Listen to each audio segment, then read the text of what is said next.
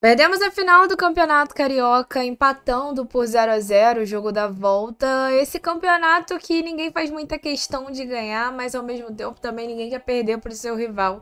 E quem fica com esse gosto amargo da derrota somos nós. Mas vamos falar sobre esse jogo que eu acho que o que mais desanima é olhar que a gente perdeu sem tentar ganhar. Acho que dá pra dizer isso. Então vem comigo. Meu nome é Julia Cunha e esse é Dominada pelo Flu. Antes da gente começar o nosso vídeo de análise, eu preciso pedir pra você deixar o seu like, se inscrever aqui no canal se você é tricolor e curte estar sempre bem informado sobre Fluminense, porque eu sei que o tema é horrível, ninguém gosta de falar sobre derrota, mas o nosso trabalho passa por isso e o seu apoio é importante tanto nas vitórias como nas derrotas. Vou tentar fazer um vídeo sem muitas edições, sem muita pausa, pra gente poder conversar de fato sobre o que foi com essa partida, sendo muito honesta com vocês o que eu achei disso tudo.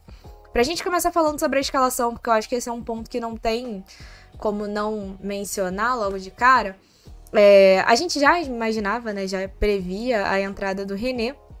E apesar da possibilidade de ver o Lima no primeiro tempo, quem viu o nosso vídeo de pré-jogo sabe que eu achava que isso era uma loucura total, que não fazia sentido a gente entrar com o Lima, fosse no meio-campo na função de armação, fosse no ataque, porque o Lima acabou de voltar de lesão. E antes da lesão ele já não estava conseguindo dar o seu máximo nas partidas, não vinha fazendo boas partidas, então não fazia sentido você arriscar colocar o Lima nesse momento do jogo. E a minha preocupação maior era justamente na posição de armação. Vamos lá. O Fluminense começa a temporada sem o Paulo Henrique Ganso. Conseguir alguém... A gente tem dois pontos, né? Primeiro, a gente tem um técnico que não fez tentativas de formações diferentes para sanar esse problema da ausência do Ganso. É o primeiro ponto. Eu ainda cheguei a lembrar isso no nosso vídeo pré-jogo. O outro é que conseguir alguém para substituir o Ganso, já que não se arrumou outro tipo de alternativa, foi muito difícil. E a gente conseguiu isso com a figura do João Arias. Então não fazia sentido, depois das melhores partidas que a gente tentou, que a gente encontrou o Arias ali, bem na posição. Agora, no jogo da final, o jogo mais importante do campeonato, tirar o João Arias para colocar o Lima lá, com todas essas questões que eu já tinha mencionado. E se a gente for lembrar, para que o Lima era utilizado, por exemplo, no ano passado, no jogo do Mano Menezes, isso antes dele começar a entrar na ponta? No ano passado e até no início desse ano. O Lima entrava no segundo tempo na tentativa de cadenciar um pouco mais o jogo, de dar aquela segurada, já que o resultado... Isso era mais no ano passado do que no início desse ano, mas assim, é aquela tentativa de segurar, já que já tinha feito um gol e tal, modo Mano Menezes de agir. Você fez o gol, você dá aquela segurada no time e passa a se defender. Não vai ficar mais arriscando e dando espaços pro seu adversário. E aí a gente descobre na coletiva de imprensa que, de fato, essa era a intenção do Mano. O primeiro tempo não era pra gente buscar do gol. Não era pra gente tentar ganhar. Era pra gente segurar e não deixar o Flamengo ampliar a sua vantagem. Pra deixar, pra pensar em tentar fazer o gol no segundo tempo. E aí, assim, eu quero que alguém, se você tá aí, né, você me apresente argumentos pra defender essa ideia do Mano Menezes. Porque a gente pode falar que sim, o Flamengo tem um elenco com uma qualidade maior do que a nossa, financeiramente é um time que tem mais condições do que o nosso time. É um time que fez o início de temporada melhor do que a gente fez. Mas eu não consigo defender um técnico que entra para uma final de clássico com essa postura. Desculpa. Não tem, para mim, argumentos que defendam isso. E aí, enfim, né? Espero que a galera que falou que eu era muito implicante com o Mano Menezes perceba e entenda o porquê eu falo que eu só consigo esperar saber o que eu acho desse time quando a gente começar o Campeonato Brasileiro. É por causa disso. Porque quando você tá contra um Águia de Marabá da vida, quando você tá disputando contra times que são claramente inferiores ao seu, é fácil você se sobrepor. Agora, quando a competitividade aumenta e você tá disputando de igual para igual, ou de igual para alguém que tem... E aí, principalmente, quando você tá disputando com alguém que tem um time que tecnicamente é superior ao seu time, se for olhar ali a qualidade de cada um por posição e comparar, você precisa ser criativo e você precisa ser ousado.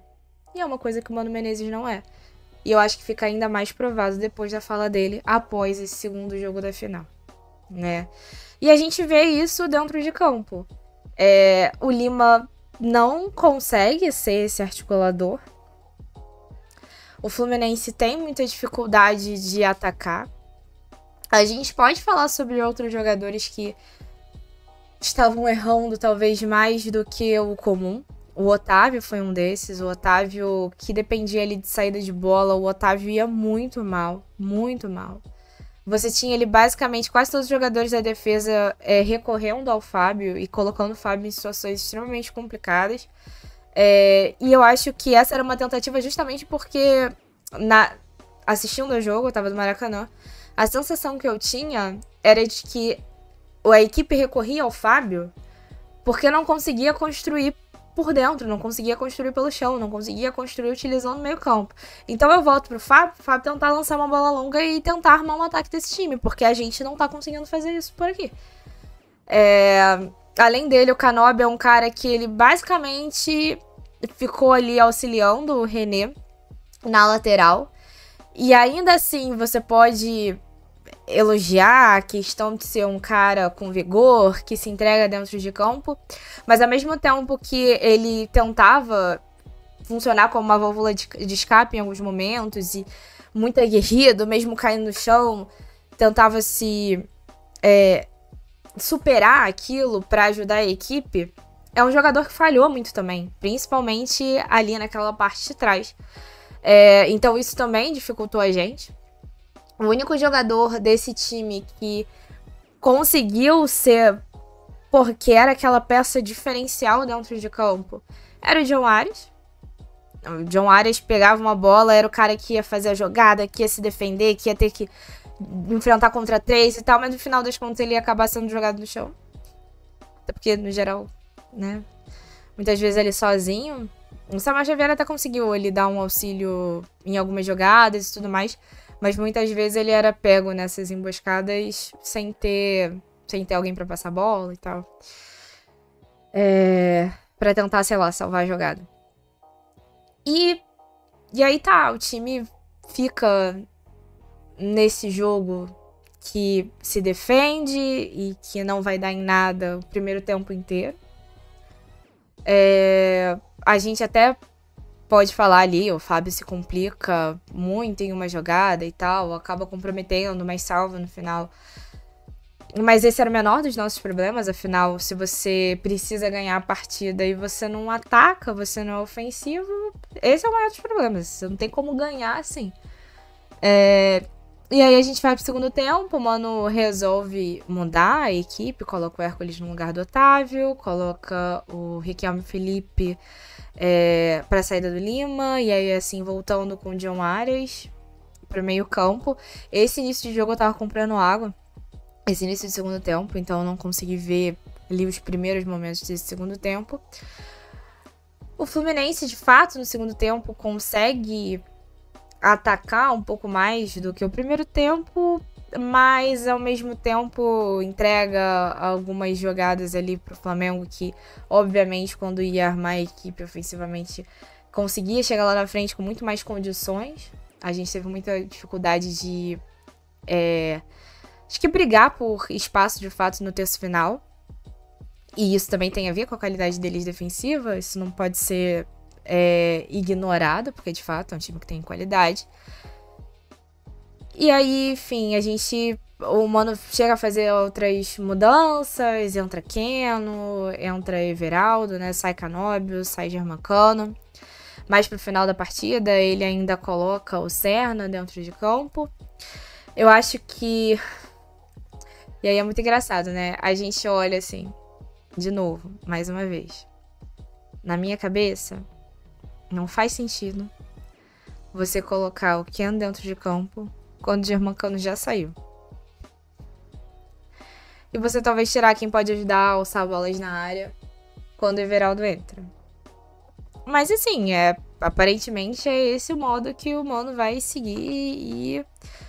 Bem, o Ken não tem uma boa jogada.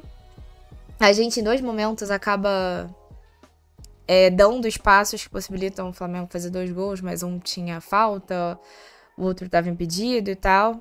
Acaba que esse momento, inclusive, pra quem tá na arquibancada, é extremamente confuso ali o que tá acontecendo no jogo. Teve gente que saiu, se bobear nem ficou sabendo que o gol tinha sido anulado, saiu assim que o Flamengo faz o primeiro gol impedido e tal. O primeiro gol que havia falta, na verdade, anulado e tal.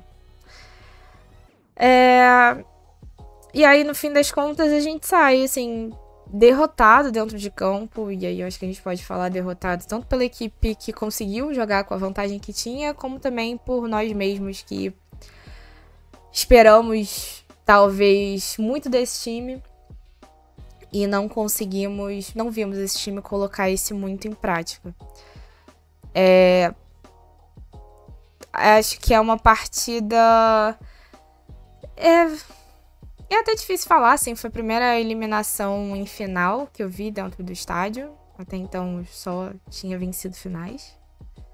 Não foi agradável, mas seguimos firmes e fortes, mas ao mesmo tempo Eu falei com vocês que eu tinha muita confiança, apesar de ter essa preocupação com a equipe, achar que não tá tudo perfeito, achar que a gente pode ter uma empolgação por esses jogos recentes disputados agora, sem ser esses 2 jogos de final, né? Mas assim...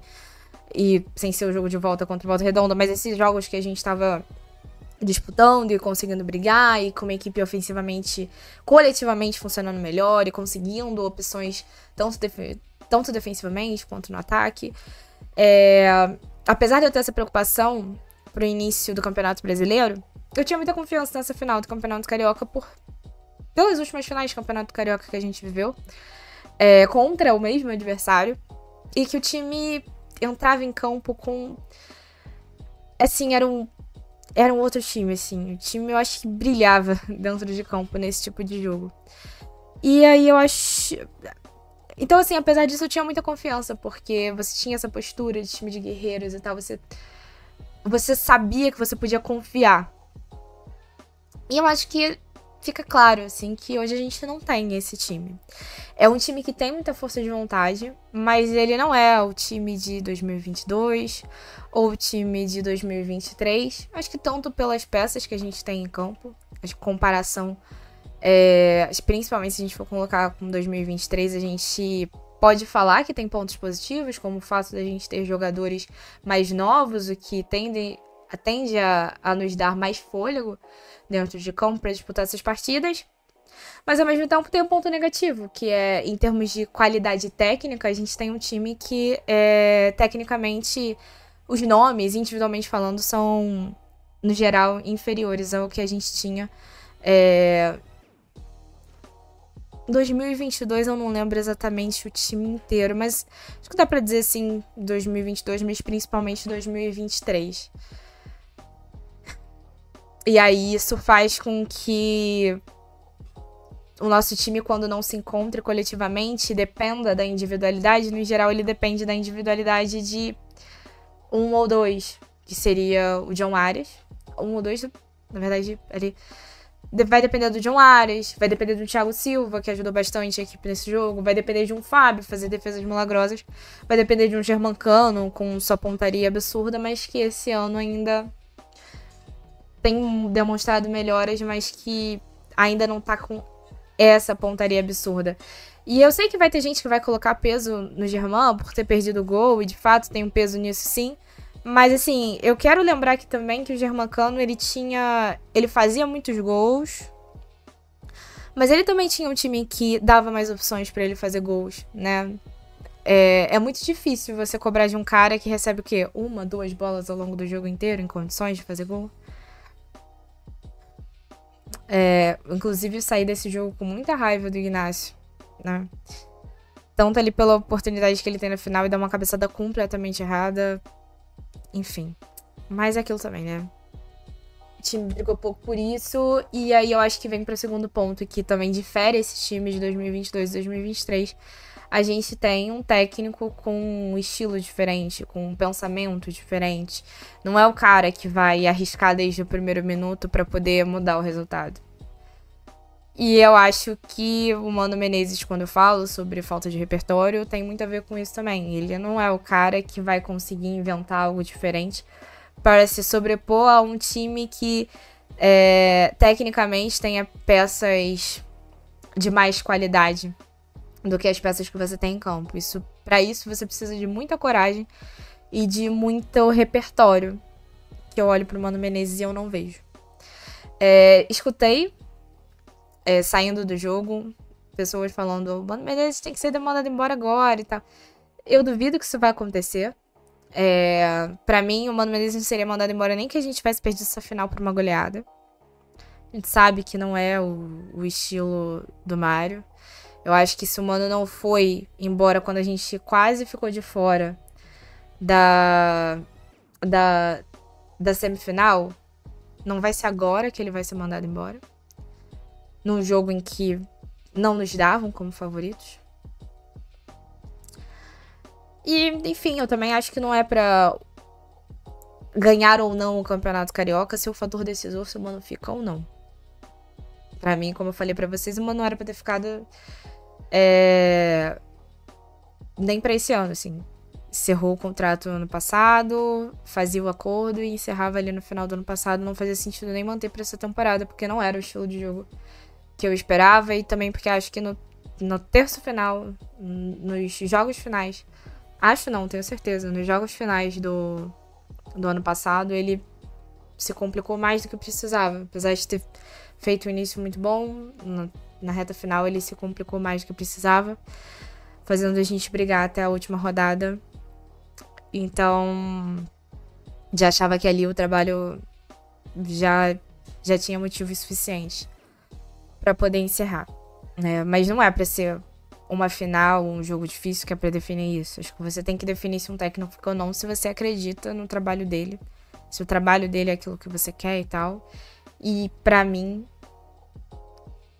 não era agora só que ele mostrou isso. Dava para você ver isso há muito tempo, que não é esse jogo, não é esse técnico que talvez vai... Tô buscando aqui a palavra, mas que vai dar ao nosso time o que o nosso time precisa, sendo ele um elenco com mais peças e mais variações do que os elencos que a gente tinha anteriormente, mas ao mesmo tempo tendo as suas questões e... Enfim, acho que me fiz claro. Acho que deu.